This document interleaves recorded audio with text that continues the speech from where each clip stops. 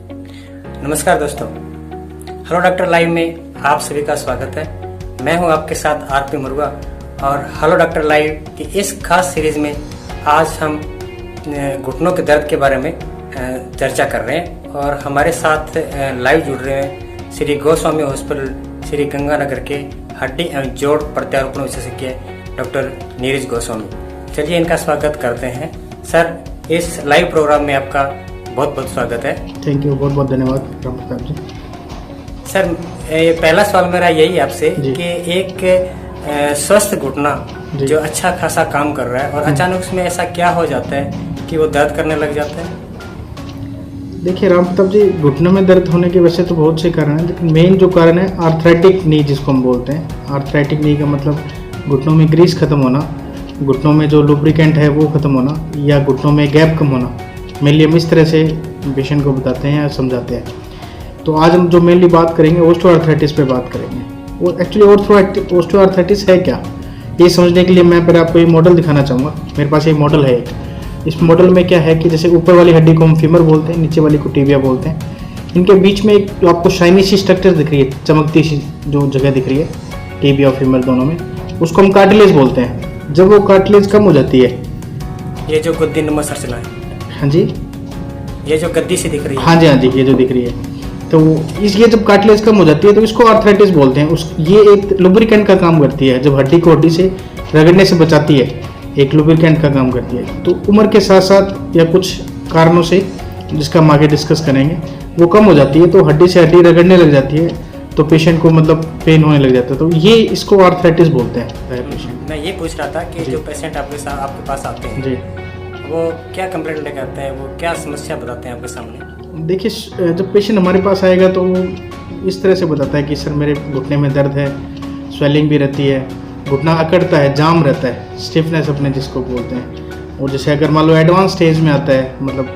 जो बीमारी बहुत ज़्यादा बढ़ जाती है, तो पैर टेढ़े हो जाते हैं, डिफॉर्मिटी आ जाती है, जैसे वेरस या वेल्गस।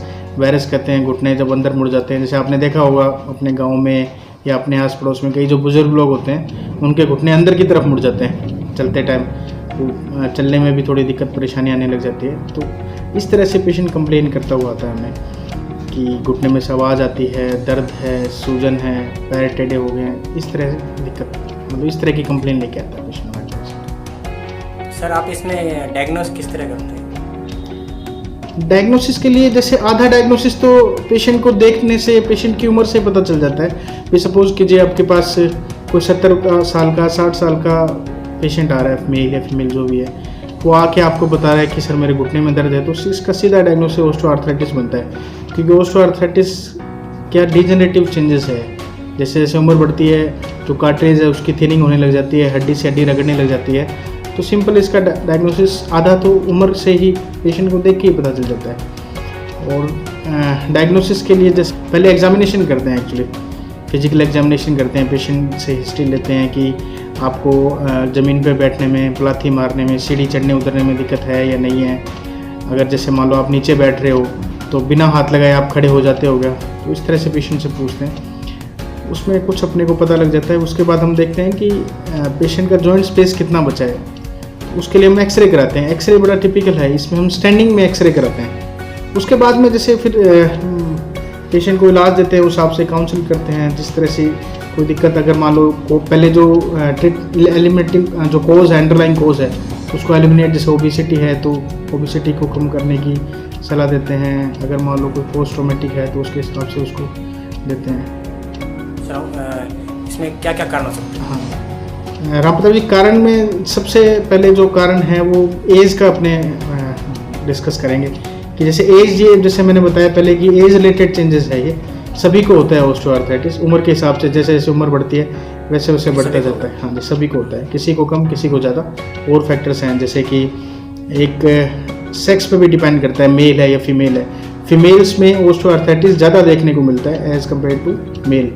वो शायद इसलिए है, इसका कारण कि फीमेल्स घुटनों का ज़्यादा यूज़ करती है घरेलू काम में, जैसे उनको झाड़ू पोछा लगाने में नीचे बैठना पड़ता है, तो घुटनों का ओवर यूज़ होता है, उसकी वजह से फीमेल में ज़्यादा होता है।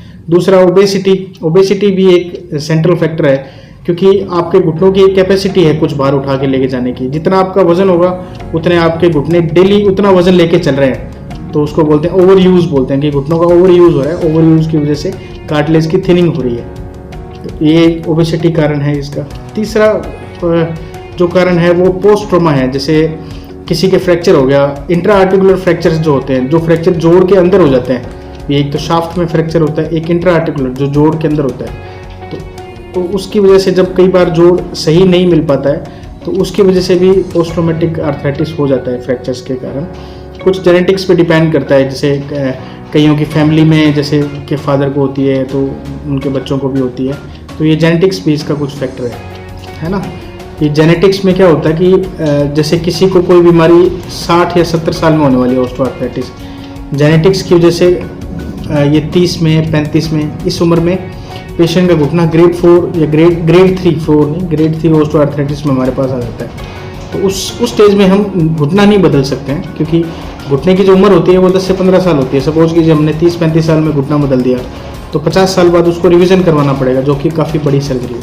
तो उसके लिए एक होती है डिफॉर्मिटी करेक्शन, उसको हाई टिबियल ऑस्टियोटॉमी बोलते हैं, HTO के नाम से होते हैं। वो भी हम लोग करते हैं। तो उससे क्या होता है कि हम जो हमारा TKR हमने करना है वो एटलीस्ट 10 से 15 साल पोस्टपोन हो जाता है। तो उससे हम एक मतलब थोड़ा टाइम खरीद सकते हैं इस सर्जरी से, कि TKR को अपने पोस्टपोन कर सकते हैं। ये है इस तरीके से। सर इसके अलावा और भी कोई एक्सरसाइज है जो मरीज अपने घर पे आके कर सके? अभी ये जो मैं आपको वीडियो दिखाऊंगा एक, उसके अंदर आप मतलब मैं 3 तरह की एक्सरसाइज है, 3-4 तरह की एक्सरसाइज है, वो आपको डेमोस्ट्रेट करके बताऊंगा कि किस तरह की एक्सरसाइज है। आप ये घर पे भी कर सकते हैं बहुत आराम से। एक जैसे आप घर पे कोई तकिया या पिलो का मतलब टॉवल या कोई चादर खोल करके घुटने के नीचे लगाएं, ऐसे जैसे मैंने लगाया। फिर घुटने के प्रेशर से इसको दबाएं, नीचे दबा के रखें। 10 तक काउंट कीजिए, 1 2 3 4 5 6 7 8 9 10। फिर ढीला छोड़ दीजिए। फिर इसी तरह दूसरे घुटने में दबाने 10 तक गिने, 1 2 3 4 5 6 7 8 9 10। ये एक्सरसाइज करनी है दिन में 4-5 बार, और एक बार में कम से कम 10 के सेट। Number 1 exercise. नंबर 2, ये पैर सीधा ऊपर उठ रहा है लगभग 45 डिग्री, पंजा अपनी तरफ खींचें, 10 तक काउंट करें, 1 2 3 4 5 6 7 8 9 10। और उसको उठाएं इसी तरह, पंजा ऊपर खींचें, 10 तक काउंट करें, 1 2 3 4 5 6 7 8।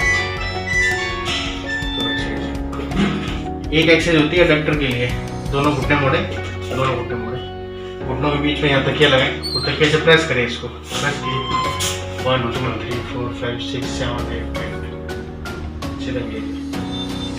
ये 3 एक्सरसाइज है लेट कर। एक बैठ के एक्सरसाइज है, बैठिए। इसमें से देखो अपने प्रिकॉशंस रख सकते हैं कि जैसे अपने ज़मीन पे कम से कम बैठे हैं, सीढ़ियाँ कम से कम चढ़े उतरे हैं, पलाथी कम से कम मारे हैं। आजकल का जैसे पहले लाइफस्टाइल था कि अलग था, आजकल का लाइफस्टाइल अलग है, सब लोग ऊपर ही बैठ के खाना खाते हैं। तो अगर अपने कुछ प्रिकॉशंस लें, सीढ़ियाँ अवॉइड करें, ज़मीन पर बैठना, सीढ़ी चढ़ना, पलाथी मारना, ये चीज़ें अवॉइड करें, प्रॉपर एक्सरसाइज करें, साइकिलिंग करें, वजन कम रखें, तो ये अपने इस बीमारी को होने से टाल सकते हैं। इससे समय बोरो कर सकते हैं। We can borrow some time from this disease. यानी सीधा ये बनता है कि दवाइयों और एक्सरसाइज को अगर कॉम्बिनेशन लें जी तो घुटने के दर्द से राहत मिल सकती है। बिल्कुल सर। और बाकी रहा ऑपरेटिव, अगर कोई ऐसी कंडीशन आती है तो उसमें आप सर्जरी करके भी। हाँ जी सर, अगर मान लो कोई स्टेज 4 में आता है तो स्टेज 4 में तो हमारे पास TKR के अलावा कोई चारा नहीं रह जाता है। लेकिन कुछ लोग एजुकेटेड लोग होते हैं जो टाइम रहते आ जाते हैं, तो उसमें अपने एक HTO है सर्जरी, वो अच्छी सर्जरी है, वो अपने कर्ज के पेशेंट के घुटने बचा सकते हैं। जैसा आपने आज इस सीरीज में घुटनों के बारे में, घुटनों के दर्द के बारे में जो हमें पूरा विस्तार से बताया, इसके लिए डॉक्टर साहब आपका बहुत बहुत धन्यवाद। Thank you.